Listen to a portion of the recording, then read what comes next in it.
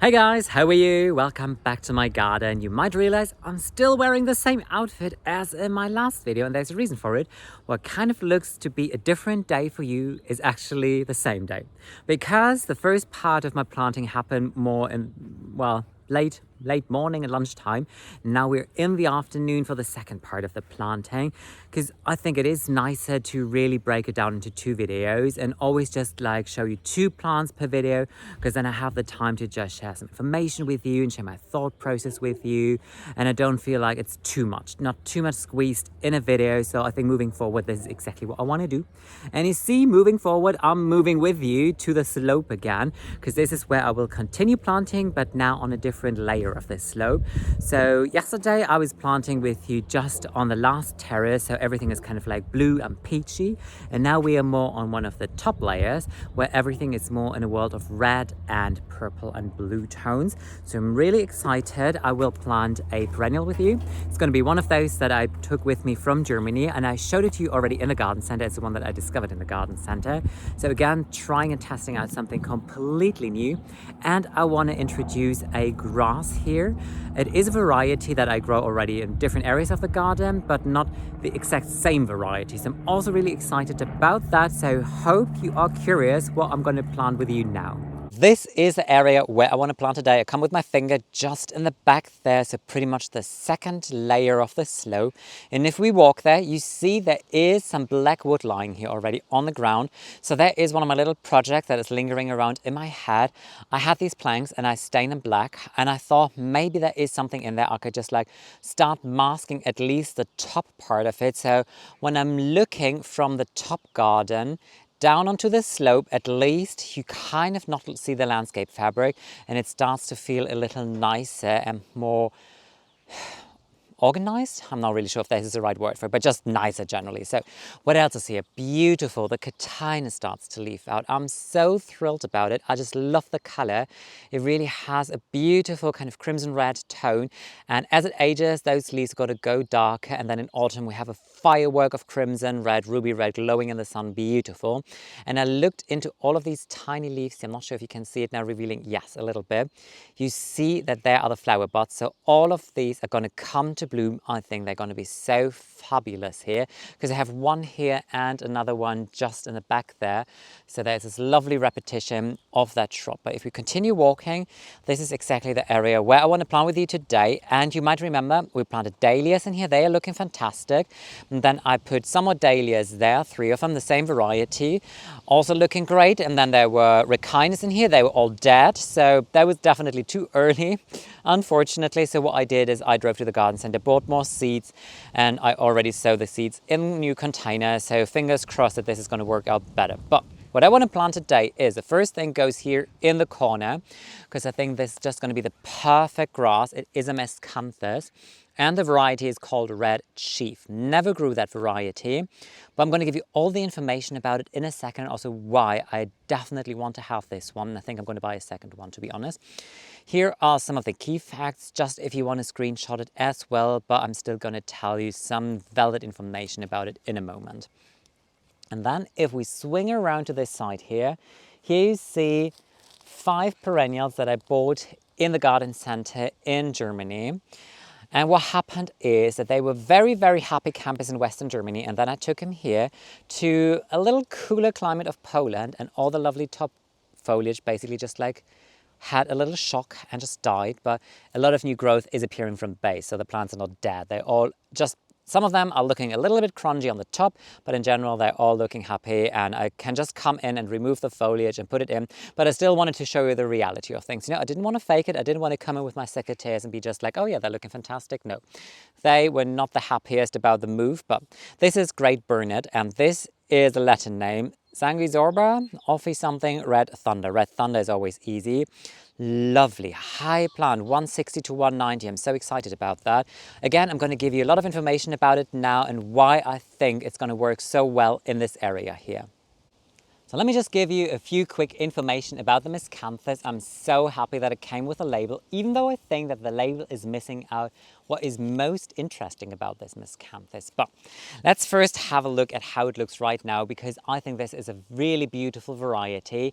It has these wide lines running through every single blade, and then some of them fade into this really dark purple, almost burgundy color. Beautiful, or at least the edges on every single of these blades are a little bit on the purplish side. So I was like, yeah, that is really beautiful. It is going to be one of those taller varieties, 1 meter to 1 meter 50 in height. So I put it in the corner here, so it can kind of just like grow over the edge of the step, and I think it would just soften the edge. So this is what I think it would be really beautiful. Red Chief, you might think it can apply to the flower heads. They are red and they will be really beautiful most of the time here. They appear around late August, September time, I would say, which is a good time of the year because then I have the asters here and everything kind of just like has this abundance of like late summer going into autumn, and I absolutely love the look. But when you are planting grasses and you are a newbie to grasses, I would always recommend two varieties to you, and one of that is Calamagrostis calfursta. It's a very easy beginner's grass, and then in general Miscanthus, because with Miscanthus you can't really go wrong as long as you pay attention to two things. The first one is definitely right plant in the right place applies to them. They really appreciate as much sun as you can give them. So they're not happy campers in a full shade area of your garden. They will not come to bloom. I've tried it, trust me, it's not gonna work in the slightest. And over time they might even fizzle out. Second thing is they do require good drainage. So obviously they are very happy here with our sandy soil that we have. The native soil is just perfect, so I do not need to enrich the planting hole in the slightest. I can just sprinkle some starting fertilizer in there, put it in there, and then forget about it, and the Miscanthus will be extremely happy. So those are the two things where I think as long as you can provide that, the Miscanthus will be extremely happy in your garden. But what is so lovely about Red Chief is it's one of those Miscanthus varieties that comes with an autumnal color. So all these blades are going to change color in autumn to beautiful tones of crimson and orange, kind of like amber tones. So I think it's bound to work extremely beautiful here, because in this area I have these dahlias, Kimura makeup if I say it right now, with these really beautiful dark red blooms. I grew it last year and it flowered extremely long, very happy, very reliable, lovely green rich foliage. So I think the contrast of the red grass in autumn with the green foliage of those dahlias and eventually my Ricinus will be in general a quite intriguing combination in this area. So I'm so thrilled about it. I just checked my planting scheme that I have for this area, and actually I thought about planting another Miscanthus grass one layer below, and I was like, I should have bought another one. So I think next trip to the garden center is definitely going to involve another grass, another Red Chief Miscanthus, because I think this is going to be rather fabulous in here. Planting it, as always, dead level, and this is all you need to do. Great burnet is a great first in my garden. I never planted it. I saw it in different gardens though, so I kind of know what to expect. And the fact that I saw it in gardens already, that definitely caught my attention. And I was like, yes, I really think I want to have it in my garden. I'm going to tell you now why, because it brings some very special elements to it. First thing, obviously, I always talk about is leaf and leaf texture. I remember showing them to you in the garden center and talking about how wonderful feathery the foliage is. And then these single stems that have a reddish tint to them. So everything was wonderful, but clearly they did not appreciate their move from lovely Western Germany to the cold Baltic Sea. So the leaves are looking a little bit like potato chips at this moment. They're really like crunchy, and I was like, okay, have I killed the entire plant? But I haven't. I'm so happy about that. And I can tell you, I'm also happy that I didn't come in immediately with my secateurs and cut everything back, because some of those stems are kind of like bouncing back. I tried to give you a closer look at it. I hope you can see it. So these were the initial leaves and they are just about to die off, but then the stem produces new leaves here. So some of these stems are doing that, which was really intriguing and surprising for me, maybe something interesting for you as well. And it shows how tough these little plants are. But obviously I'm not growing it for its foliage. I'm really going to grow it for its blooms and for the wonderful texture that it's going to give to a border. I showed you already, it grows to 1,60 m or 1,90 m in height, which is enormous. When you think about that, a single plant can put up so much growth in just one growing season, that always stuns me over and over again. And when I saw them in the garden center, I immediately knew where I wanted to put them, because that little corner there, I have my planting scheme, so I know what I want to plant in there. I have the dahlia, so I have these big, kind of like glamorous, big red blooms in there. Then I have asters and cosmos robenza, both kind of like in the daisy flower family. I have the miscanthus, eventually I'm going to have Ricinus, fingers crossed that I haven't given up on that. So I thought that this is going to bring just a complete different element, not only the height, but also when you look at those flowers, they come on these very, very long flower stems. At the end, you have these kind of like elongated red fluffy bunny tails. This is exactly how I would describe these flowers. So something completely different, hard to compare to anything, but they are on these long stems. So they are kind of like dancing in the wind, mixing and mingling with the other plants and kind of like break the pattern of all these like bold foliage that I want to have. And they're like Ricinus, where we have big leaves, dahlias have big leaves, and then something airy I think might be really nice and whimsical and dreamy and just a lovely addition. Oh, I also have cannas in there. If I have cannas, I'm going to have them in there as well. So I think that'd be so fantastic. And obviously in red, they were just like the perfect plant for this little area there. In terms of location, they thrive best in full sun to partly shade. And this is exactly what it is. For the biggest part of the day, they're going to grow in full sun. Only around lunchtime, there is a little bit of partly shade, but just scattered shade. It's not like double shade, nothing really that concerns me. And then in terms of soil, I have sandy soil here. You know that they like a little richer soil. So I'm definitely going to improve the soil structure just in the planting hole with some fresh garden compost and then just some organic bone chips. I'm going to plant at that level. And let me tell you, the planting will be so fast because in total, I have 6 plants that need to go into the ground now. I have 1 miscanthus and 5 of these tiny containers here. So this is probably going to take 15 minutes out of me.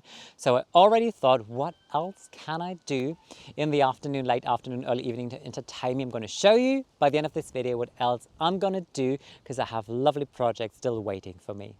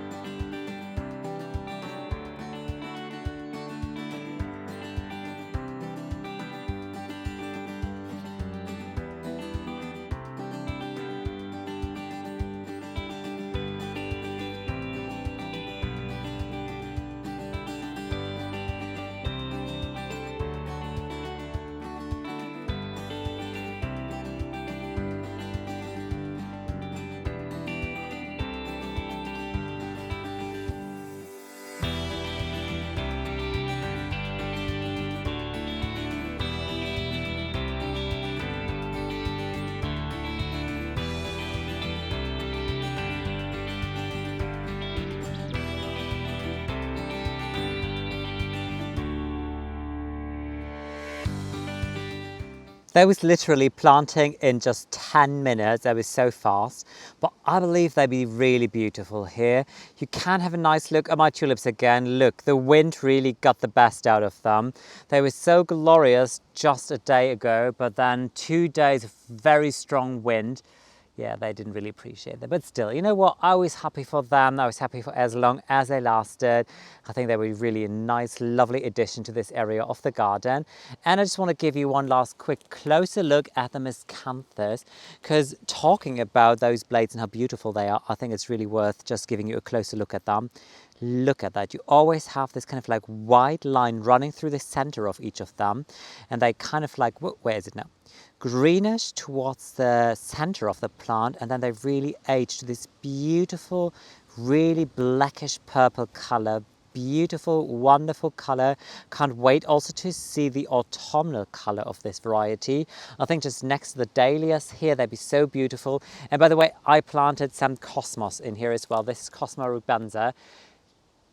I would say a third of them made it. Harding off those, there was not a success story in the slightest, just to keep you posted on it. The peach variety was definitely a lot better, but I'm still hoping to at least get some blooms out of them. And I had, by the way, one last lucky Ricinus that was still hardening off outside in the vegetable garden, and this made it. This one was kind of happy, surprisingly, even though it was in its container, not in the ground. So if anything, I might have at least one Ricinus in here. You might think that is it for today's video, but I just want to show you one last thing that I'm going to do now for the rest of the day, because clearly it is. It's very windy. Clearly it's always windy, but still very beautiful. Look at that. They're kind of like fluffy little clouds. And the fun thing is, this is a phenomenon quite often when you're so close to the coast. The sea is just that direction. And look at that, clear blue skies. And we are so close to the sea. And at one point, suddenly you have clouds appearing. And if you continue looking into that direction, now there are trees blocking the view, but the clouds are getting thicker. So sometimes when I drive just over to that direction, after 5 minutes, I have a cloud cover. But then coming back home, the sky's just opening and I have clear blue skies and wonderful weather. What a surprise. But yeah, let me just show you what I'm going to do. And this is more kind of like a reminder, maybe for you as well. One of those jobs that you can do around this time of the year. I'm not going to put it on film now because it's like not that interesting and I've already shown you in like I think 1 or 2 videos before. But still, I want to share with you how I'm going to spend the rest of my day today. I'm going to take care of these little babies here. This is amaranth. This is a green variety and I watered it yesterday, but still it's completely dry. Some of them are looking a little limp and weak already, so it's definitely about time. Pot them on into some fresh soil and water them in thoroughly. But you can also see that they have signs of stress because they want to come to bloom and this is no good. So what I'm going to do is nip this off so that this produces side branches to become a bigger, stronger, better plant. I think they're really going to come to bloom in green, even though the stems are red. I was a little bit like, ooh, I'm not sure if they're really going to flower green, but I think they do, which is great, because then I thought maybe they will find their way into the front garden if I still find an area for them. But yeah, this is what I'm going to do. Then I have a very messy tray of cherry brandy rudbeckia. Oh, that's a shadow of my phone now. And I think what happened is Alfie was a little bit too excited and stepped into them, but I think I can still salvage most of them. So I'm going to pot them on, and then you see a lot. It looks so messy here, by the way. But I have a lot more containers. So there are the additional pumpkins that I was sowing here, the courgette, sunflowers. What else do I have? Chard, I think. I also was sowing some vegetables in here. I have some chard and I think some cauliflower, if I'm not mistaken. Yeah, all different things basically, just waiting here on my backup plans. And this is a lovely area to do this project because it is in the full sun. It's kind of protected down here in between the raised beds. So lovely. All right, that is it for today's video. One last thing, actually 2 last things, is the first thing, I still want to give you the link for the great burnet, just in case if you want to shop it at the nursery that I visited. The link where you can buy it online is down below the video here, because that nursery really has great plants and great quality. And I was just like, as long as you don't try to take them from a very warm climate zone to a very cool climate zone, they're definitely very good and they're going to bounce back. I'm going to give you updates and show you how fabulous they are going to look. So just in case, if I could inspire you to grow just the same variety in your garden, you find the link down below here. The second thing is, I was just quickly cleaning in my lunch break a little bit indoors, just the box where I was storing my dahlias, and I was like, oh, I still have gladioli in there. That was a random mix that I got as a free gift last year for my dahlias. And I was like, you know what, they're still good and too good to be wasted. So I'm going to put them into the ground as well, but just somewhere down at the slope. Just somewhere, maybe as cut flowers. And if not, maybe they just make me happy if at one point later on in the year I'll be working in my vegetable garden. But yeah, that's what I'm going to do. Hope you enjoyed today's video. I'll be so happy to welcome you in one of my future videos again. Take care, guys. Bye.